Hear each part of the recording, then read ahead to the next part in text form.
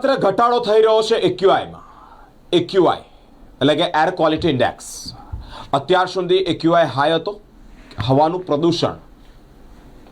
પ્રદૂષણ વધી રહ્યું હોય ત્યારે એક્યુઆઈ વધે, અને જેમ જેમ હવાનું પ્રદૂષણ ઘટે ત્યારે એક્યુઆઈ ડાઉન થાય, એટલે કે એક્યુઆઈની ડિજિટ નીચે ઉતરે.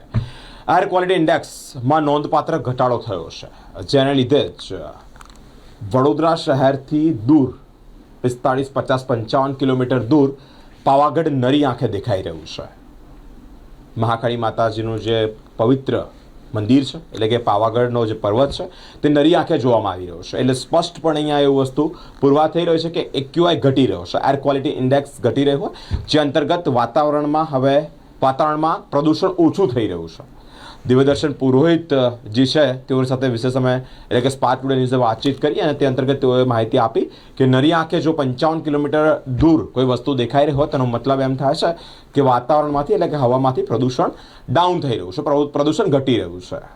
એક્યુઆઈ ઘટતાની સાથે જ એક્યુઆઈ એક ચિંતાનો વિષય છે, કારણ કે આ જે હવા, નોર્મલ વાતાવરણમાં રહેતી હવા, ઓક્સિજન જેનો આપણે શ્વાસ લઈએ છીએ, એ શ્વાસ ઝેરી લેતા હતા, કારણ કે ધીમે ધીમે એક્યુઆઈ વધતું હતું. દિલ્હીની વાત કરીએ તો ત્યાં પણ એક્યુઆઈ વધતું જોવા મળ્યું, જ્યાં લોકો આ ઝેરી હવા લેવા માટે મજબૂર બન્યા. વડોદરા શહેરની પણ વાત કરીએ તો વડોદરા શહેરમાં પણ એક્યુઆઈ વધતું હતું, પરંતુ ધીમે ધીમે આ નોંધપાત્ર ઘટાડો એક્યુઆઈમાં જોવા મળ્યો છે. એર ક્વોલિટી ઇન્ડેક્સમાં જોવા મળતાની સાથે જ પાવાગઢ નરી આંખે જોવા મળી રહ્યું છે. દિવ્યદર્શન પુરોહિત જેઓ ખગોળશાસ્ત્રી છે, તેઓ સાથે સ્પાર્ક ટુડે ન્યૂઝે વિશેષ વાતચીત કરી છે. વડોદરા શહેરમાં એર ક્વોલિટી ઇન્ડેક્સ 200થી વધી જતા હવામાનમાં પ્રદૂષણ વધ્યું હતું, જેને લઈને જ લોકોને શ્વાસ લેવામાં પણ તકલીફ પડતી હતી. જે બાદ આજરોજ હવામાં વિવિધ કારણોને લઈને પ્રદૂષણનું પ્રમાણ ઘટતા એર ક્વોલિટી ઇન્ડેક્સમાં પણ ઘટાડો થયો છે. લગભગ 71 પહોંચ્યું છે. જે બાદ વાતાવરણ એટલું સ્વચ્છ થયું છે કે વડોદરા શહેરના ખુડિયાલનગર સુધીના જે વિસ્તારમાં બહુમાળી ઇમારતો છે ત્યાંથી જ લગભગ 50-55 કિલોમીટર દૂર પાવાગઢ પણ નરી આંખે જોવા મળી રહ્યું છે. હવામાન વિશેષજ્ઞ જેની પાસે વિશેષ માહિતી છે તેવા દિવ્યદર્શન પુરોહિત જે સ્પાર્ક ટુડે ન્યૂઝ સાથે વાતચીત કરી છે. નમસ્કાર મિત્રો, બરોડિયન્સ માટે બહુ ખુશીના સમાચાર કહી શકાય કે બહુ લાંબા સમય બાદ, એટલે કે લગભગ 2 વર્ષના ગાળા બાદ પાવાગઢ આજે ખુલ્લો દેખાયો છે. એટલે પાવાગઢ વડોદરાથી ચોખ્ખો નરી આંખે જોઈ શકાય છે. આવું પહેલાં બિહારમાં થયું હતું, બિહારથી હિમાલય દેખાયો હતો.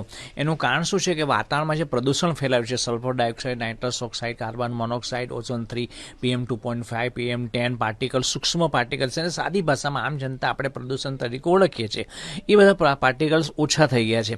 અને એ તમે કોઈ બી સ્માર્ટફોનની એપ ઉપાડીને જોશો તો એવરેજની વાત કરીએ તો લગભગ 50થી લઈને 150 સુધી છે.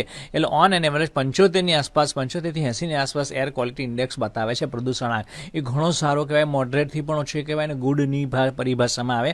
એટલે હવે એ કારણ શું છે ખબર નથી. શિયાળો તો છે જ, એટલે વાતાવરણમાં પ્રદૂષણો પણ નીચે કારણ બેઠેલા હોય, અથવા કોઈ ટ્રાફિક પોલીસે ડ્રાઈવ ચલાવી હોય, અથવા બીજું કોઈ પણ કારણ કે લોકો ઠંડીને કારણે બહાર નીકળવાનું ટાળ્યું હોય, વાહનો ઓછા ચાલ્યા હોય, ઉદ્યોગો ઓછા ચાલ્યા હોય, અથવા તો કન્સ્ટ્રક્શન વર્ક ઓછું થયું હોય, એવું પણ બની શકે. આ બધા કારણો ભેગા મિલીજુલી જે અસર કહી શકાય, એને કારણે પ્રદૂષણ આ ઘટી ગયો છે, એક્યુઆઈ. એટલે એ આપણા માટે ખુશીની વાત છે. અને એટલા માટે ખુશીની વાત છે કે તમે જો શ્વાસ ઊંડો લેશો તો એવું લાગશે કે ફેફસા પર ભાર નથી આવી રહ્યો, પાંસઠી પર ભાર નથી પડી રહ્યો. તો આ દરેક વ્યક્તિ માટે, સ્વસ્થ હોય કે બીમાર હોય, દરેક માટે સારામાં સારા સમાચાર છે.